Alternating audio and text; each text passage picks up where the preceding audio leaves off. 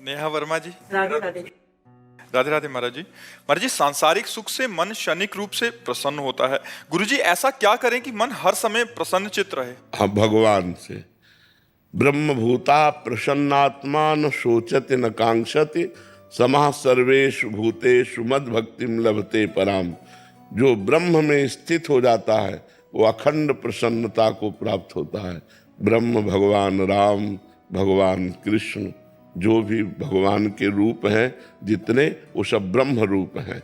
जब हमारा मन भगवान में लग जाता है तो देखो, भगवान की रची हुई माया जनित वस्तुओं की प्राप्ति में जो क्षणिक प्रसन्नता नहीं होती उसे हर्ष कहते हैं। प्रसन्नता नहीं होती उसे हर्ष कहते हैं। जैसे हमारा कोई रिश्तेदार मिला या हमारी कोई प्रिय वस्तु मिल गई, नई गाड़ी आ गई या कुछ भी, तो उसमें एक हर्ष होता है। वो ये द्वंद्व है। गाड़ी मिली, एक्सीडेंट हो गया, अब शोक होगा। व्यक्ति मिला, वो बिछुड़ गया, शोक होगा। वस्तु मिली, वो नष्ट हो गई, शोक होगा। हर्ष का परिणाम शोक है और प्रसन्नता अखंड होती है। वो केवल भगवान से प्राप्त होती है, वो वस्तुओं से नहीं प्राप्त होती। वस्तुओं में प्रसन्नता नहीं है, वस्तुओं में आनंद नहीं, वस्तुओं में हर्ष है, उल्लास है, और ये नष्ट होने वाला होता है। बड़े आनंदित होकर के गाड़ी खरीदी और खूब घूमने जा रहे तो एक्सीडेंट हो गया, अब शोक में बदल गया। लेकिन भगवान से प्यार किया तो भगवान अविनाशी है, भगवान सच्चिदानंद है। वास्तविक प्रसन्नता भगवान से मिलती है। भगवान से यदि संबंध नहीं है तो कितने लोग हमारे पास आकर प्रश्न कर चुके कि हमारे पास संसार का सब कुछ है लेकिन मुझे शांति नहीं है, बस जो विश्राम मिलना चाहिए वो नहीं है। तो वो संसारिक भोगों में तो है नहीं, वो तो भगवान में मिलेगा। जितना नाम जप करोगे उतना ही प्रसन्न रहोगे, चाहे जैसी परिस्थिति हो। यदि भगवान का भजन नहीं है तो जीवन में प्रसन्नता नहीं आ सकती है, पक्की बात समझ लो। आजकल बहुत लोग डिप्रेशन में जा रहे हैं, अधिकतर लोग डिप्रेशन में जा रहे हैं। क्यों? क्योंकि भगवान का भरोसा नहीं, भगवान का बल नहीं, भगवान का भजन नहीं, गंदा खान पान, गंदा चिंतन, और इतना नकारात्मक चिंतन हो गया कि वो भयभीत बने। डिप्रेशन वाला आदमी हर समय भयभीत रहता है, वो कल्पना कर कर के परेशान रहता है। इसलिए हमें लगता है कि हम ओवर थिंकिंग से बचने के लिए, डिप्रेशन से बचने के लिए, अशांति, भय, दुख से बचने के लिए भगवान का आश्रय लें और भगवान का नाम जप खूब करें, भगवान की कथाएं सुने और भगवान की सेवा करें। घर में ठाकुर जी जरूर विराजमान होना चाहिए। सबको अपने घर में ठाकुर जी विराजमान करने चाहिए, भगवान विराजमान करने, थोड़ी देर उनकी पूजा करनी चाहिए, थोड़ी देर उनको सामने कीर्तन करना चाहिए, उनकी दंडवत करनी चाहिए। एक बार भगवान कृष्ण को प्रणाम करने से 10 अश्वमेध यज्ञ का फल प्राप्त होता है।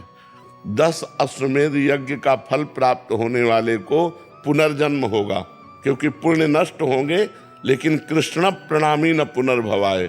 जो भगवान कृष्ण को प्रणाम करता है, महाभारत में लिखा हुआ है, एकोपि कृष्ण कृता प्रणामो दशाश्वमेधा व्रतेन तुल्या दशाश्वमेधि पुनरेपि जन्मो कृष्ण प्रणामी न पुनर्भवाए। 10 अश्वमेध यज्ञ का फल प्राप्त होता है साष्टांग दंडवत करने से भगवान को। 10 अश्वमेध यज्ञ वाला स्वर्ग में पुण्य भोग कर पुनः जन्म लेगा, लेकिन भगवान को प्रणाम करने वाला पुनर्जन्म नहीं लेगा। तो अपने घर में ठाकुर जी विराजमान करे, उनको भोग लगावे, उनकी आरती करे, कीर्तन करे, उनके सामने नाचे, उनके सामने दंडवत करे, हाथ जोड़कर प्रार्थना करे, अभी मंगल हो जाए, अभी आनंद हो जाए। तो घर में तो टीवी लगाए हैं, पर इधर उधर की बातें देखते हैं, मन को प्रभु में लगाना नहीं, तो फिर अशांति नहीं तो और क्या। अब जिसको देखो मोबाइल में लगा रहता है, जिसको देखो मोबाइल में लगा रहता है। 1 मिनट भी मोबाइल से अलग रहना पसंद नहीं है कि शांति से बैठकर भगवान का चिंतन कर रहे हैं, शास्त्रों का स्वाध्याय कर रहे हैं, ठाकुर जी की सेवा कर रहे हैं। मोबाइल में इतनी प्रीति हो गई कि अगर ठाकुर जी की सेवा होगी तो बगल में रखा रहेगा वो, और वो कुन्न कुन्न करता ही रहता है तो मन एकाग्र नहीं हो पाता, ना ठाकुर सेवा में, ना भजन में। तो देखो किसका मैसेज आया, देखो किसका। तो इसलिए नाम जप करो, भगवान की सेवा करो। एकता दीवान जी। राधे राधे महाराज जी। महाराज जी, मनुष्य को प्रशंसा या निंदा में कैसा स्वभाव रखना चाहिए? सम सम मान निरादर आदर ही। मान में और अपमान में और प्रशंसा में और निंदा में समान भाव जो रखता है वही महान उन्नति को प्राप्त होता है। प्रशंसा में जो फूल जाता है और निंदा में जो दुखी हो जाता है वो साधारण मनुष्य है। जो प्रसन्नता निंदा में भी और सम्मान प्रशंसा में भी, एक प्रसन्नता भगवान की दिखता है। भगवान की इच्छा है प्रशंसा हो रही, भगवान की इच्छा है निंदा हो रही। जब निंदा हो तब ये देख लेना चाहिए कि जो निंदा हो रही है वो दोष हम में तो नहीं है, तो हमें पहले चेक करना है अपने को।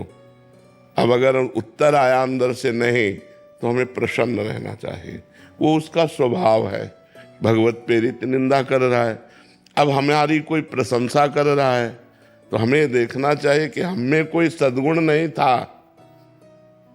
अगर कोई सद्गुण है वो भगवान का दिया हुआ है, तो ये प्रशंसा भगवान की हो रही है, मेरी नहीं। प्रशंसा स्वीकार करने से अभिमान पुष्ट होता है, इसलिए प्रशंसा स्वीकार न करे। और निंदा होने से अभिमान नष्ट होता है, इसलिए निंदा को माने कि भगवान से प्रेरित होकर हमारे अभिमान का नाश करने के लिए भगवान निंदा करा रहे हैं। शांत भाव से संतों ने तो कहा, निंदक नियरे राखिए आंगन कुटी छवाए, बिना साबुन बिना पानी निर्मल करे शोभाए। अगर कोई निंदा हमारा कर रहा है तो हमारे पापों को नष्ट कर रहा है, हमारे दुखों को नष्ट कर रहा है। इसलिए पहली बात तो समान भाव रखे, और दूसरी बात है प्रशंसा भगवान की, और निंदा अपने अभिमान को नष्ट करने के लिए स्वीकार करे तो बहुत अच्छा लाभ प्राप्त होता है, और भगवान की कृपा से वो अच्छा आध्यात्मिक आदमी बन जाता है। जयदीप सिंह जी सूरत से। राधे राधे। राधे राधे महाराज जी। महाराज जी, आपके चरणों में कोटि कोटि दंडवत प्रणाम। महाराज जी, श्री जी की कृपा से गुरुदेव आपको सुनने के बाद जीवन में बहुत परिवर्तन आया। महाराज जी, मेरा सवाल है कि शास्त्रों में लिखा है कि कलयुग में मानसिक पाप का फल नहीं मिलता या पाप नहीं माना जाता, तो ये दुष्ट मन मानसिक पाप करवाता है महाराज जी, और बोलता है कि ये पाप कर्म तो है नहीं है। मैंने आपके सत्संग लेकिन उससे मन गंदा तो होता है ना। जब हम गलत चिंतन करते हैं तो उसका दंड तो हमें नहीं मिलेगा, लेकिन हमारा मन गलत संस्कार से युक्त हो रहा है, गंदा हो रहा है, मलिन हो रहा है। फिर उसके द्वारा जो संकल्प बनेगा उस क्रिया को तुम रोक नहीं पाओगे। जब हम गलत चिंतन करते हैं तो हमारे अंदर उसके भोगने की इच्छा प्रकट होती है। ध्यायते विषयास पुंसास संगास ते सुप जायते संगात संजायते कामा। फिर काम का प्रादुर्भाव होता है और फिर हम नष्ट हो जाते हैं। तो हमें पहली ही प्रक्रिया में जब हमारा गलत चिंतन मन कर रहा है उसी समय में राधा राधा राधा राधा और गलत चिंतन हमें रोकना है। हमें गलत चिंतन का दंड तो नहीं मिलेगा, लेकिन हमारा संस्कार गलत हो जाएगा, हमारा मन गंदा हो जाएगा। मन गंदा हो गया तो तन गंदा होने में देर नहीं लगेगी, और तन गंदा और मन गंदा तो फिर दुर्गति पक्की। इसलिए हमें राधा राधा, जिस समय हमारा मन गलत संकल्प करता हो, गलत चिंतन करता हो, उस समय यदि हम नाम चला रहे हैं तो हमारा मन पवित्र हो जाएगा। वो गंदी बातें जो चिंतन में बराबर चल भी रही हो, हम राधा राधा बोल रहे हैं तो बराबर गंदी बात भी चल रही, तो सब डिलीट होती जाएगी, वो सब नष्ट हो जाएगी, वो हमारे मन को गंदा नहीं कर पाएगी। नहीं तो जब हम गंदा चिंतन करेंगे तो गंदी क्रियाएं होंगी। गंदा चिंतन और गंदी क्रियाएं ये हमारी दुर्गति कर देगी। मानसिक पाप तो नहीं होते, लेकिन जो मन में हमारे आता है उसे रोकने की सामर्थ्य भी तो नहीं है, तो वही क्रियाएं होने लगेंगी। इसलिए बहुत सावधान रहिए, जब गंदा चिंतन चले तो नाम जप कीजिएगा। मितुल जी गुजरात से। श्री हरिवंश। श्री हरिवंश महाराज जी। महाराज जी, हमने अक्सर सुनते हैं कि सच्चा वैराग्य मन को सभी प्रकार के बंधनों से मुक्त करता है, पर क्या ये संभव है कि कभी-कभी किसी व्यक्ति में एक प्रकार का अकारण भय उत्पन्न हो जाए जो उसे वैराग्य की ओर प्रेरित करे, लेकिन वो वैराग्य प्रेम या समझ से ना होकर केवल संसार के प्रति एक नकारात्मक प्रतिक्रिया हो? यदि ऐसा है तो इस भय जनित वैराग्य की प्रेम जनित वैराग्य में कैसे परिवर्तित किया जाए ताकि हमारे केवल भय का परिणाम ना होकर भगवत प्रेम की स्वाभाविक अभिव्यक्ति बने? इसमें नवधा भक्ति सहायक होगी। किसका प्रश्न है? इसमें नवधा भक्ति सहायक होगी। भगवान के परम पावन चरित्रों का श्रवण कथन, भगवान का नाम कीर्तन, भगवान का नाम जप, भगवत भाव से सबको सुख पहुंचाना। देखो, किस बात से वैराग्य लेना है ये बात समझना है। गलत आचरण जो पाप है बस उससे हटना है। हमें पानी पीना है, हमें अन्न पाना है, हमें कपड़ा पहनना है, हमें समाज में रहना है, हमें समाज के व्यवहार से युक्त रहना है, जीना है। अच्छा, मान लो जैसे कह दो आपकी बैरागी होकर बाबा जी, हम तो बचपन से हैं, आना पड़ा ना समाज में। जाने के पहले यहाँ से भगवान ने कि तुम्हें जो कुछ प्राप्त हुआ समाज को दीजिए और फिर आइए। तो समाज का स्वरूप भगवान का स्वरूप है, ये सब भगवत स्वरूप है। अगर हम इनसे नकारात्मक भाव रखेंगे तो हमें भगवान की प्राप्ति नहीं होगी। मैं सेवक सचराचर रूप स्वामी भगवंत, मेरा आराध्य देव सब रूपों में विराजमान, मैं सेवक हूं, ऐसी भावना से यदि चला जाए तो वैराग्य अपने आप शुद्ध भगवत प्रेम प्रकट कर देगा। अब जैसे वैराग्य में व्यक्ति के प्रति घृणा, तो घृणा और नफरत अशांति पैदा करती है। वो सच्चा वैराग्य नहीं? नहीं। सच्चा वैराग्य है कि जैसे हम अपनी माँ के पास बैठते हैं तो हमें काम नहीं सताता। तो जननी सम जानहि पर नारी, धन पराए विषते विष भारी। संपूर्ण जगत की माताओं बहनों के प्रति पवित्र भाव हो, घृणा का भाव नहीं होना चाहिए। घृणा नफरत ये वैराग्य नहीं है। वैराग्य ये है कि हम उनके समीप रहते हुए भी गंदी वासना से युक्त न हो, और ये तभी हो सकता है जब हम भगवान का भजन करेंगे, पवित्र आहार पाएंगे, अच्छा संग करेंगे। कुसंग करेंगे, गंदा भोजन पाएंगे, गंदा चिंतन होगा, फिर गंदा व्यवहार हो जाएगा। इसलिए बहुत सावधान। जैसे लोग शराब पीते हैं तो अब उनकी बुद्धि भ्रष्ट हो जाती है, वो पवित्र संबंधों को भी दूषित कर रहे हैं। तो ये जो गंदे खाद्य हैं, गंदे पेय पदार्थ है और गंदा संग है, ये हमारी बुद्धि को भ्रष्ट करता है। और अच्छा सात्विक भोजन है, पवित्र प्रेय है, और हम साधु संग करें तो ये हमारी बुद्धि को शुद्ध करता है। और शुद्ध बुद्धि सही निर्णय करती है, अशुद्ध बुद्धि गलत निर्णय करती है।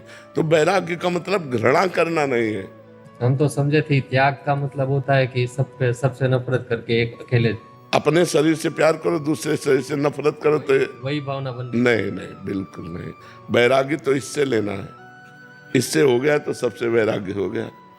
गंदगी का घर तो अपना शरीर है। तो अपने खुद का शरीर का भाव कैसे छूटेगा? नाम जप करो, भगवान की आराधना करो, तो देहाभिमान नष्ट हो जाएगा। हर स्थिति में आनंद बना रहेगा। अब जैसे हमारा शरीर है, ये हमारे लिए एक कपड़ा है, मैं नहीं हूं। तो शरीर का राग तभी मिटेगा जब डट के भजन करोगे, पवित्र भोजन करोगे, पवित्र संग करोगे, तभी होगा। नहीं तो अपवित्र भाव में शरीर राग पुष्ट होता है। देखो कितना शरीर राग लोगों का पुष्ट है कि अपने शरीर के पोषण के लिए दूसरे शरीरों को खा रहे हैं। मुर्गा, बकरा, गाय, भैंस, कुछ नहीं बच रहा, सब खाए जा रहे हैं। किस लिए? शरीर के लिए ही तो, शरीर राग के लिए। यदि शरीर राग नष्ट हो जाए तो सच्चा वैराग्य है। दूसरों से वैराग्य करना तो सरल है, लेकिन अपने शरीर से वैराग्य करना सही वैराग्य है। फिर मन सहज अपनी प्रेम प्रीति में लग जाता। हाँ, भगवान का भजन, खूब नाम जप करो, भगवत आराधना करो, बस पवित्र भोजन होना चाहिए। जैसा जाए अन्न वैसा बने मन, और जैसा पियो पानी वैसी बने वाणी। हाँ देखो ना, शराब पीते तो वाणी बदल जाती है कि नहीं बदल जाती है? तो इसलिए खान पान सही रखो जी। लक्षिता खंडेलवाल जी। राधे राधे महाराज। राधे राधे महाराज जी। महाराज जी, क्या एक भक्त का बहुत भक्ति में लीन होना उसकी पढ़ाई में रुकावट हो सकता है? कभी कभी पढ़ाई ऐसा हो ही नहीं सकता कि एक विद्यार्थी बहुत भक्ति में लीन हो जाए उसकी पढ़ाई रुक जाए, ऐसा नहीं, क्योंकि पढ़ाई भी तो भक्ति है। जैसे एक किसान आदमी भक्ति करता है तो खेती छोड़ थोड़ी देता है, व्यापारी भक्ति करता है तो व्यापार थोड़ी छोड़ देता है। अम्बरीश जी चक्रवर्ती सम्राट थे तो राज्य छोड़ के बाबा जी थोड़ी बन गए, राजा ही तो थे। जनक जी परम ज्ञानी महात्मा है तो राजा ही तो थे। तो अपने कर्तव्य का पालन करना ही तो भक्ति है। तो एक विद्यार्थी के जीवन का विद्या अध्ययन करना ये भक्ति है। नाम जप करे और समय से विद्या अध्ययन करे, विद्या का अपना कार्य पूरा करे, यही तो भक्ति है। भक्ति का मतलब थोड़ी है कि हम माला लेके बैठ गए सब छोड़ दिया, नहीं, ये बात नहीं। भक्ति को समझना होगा।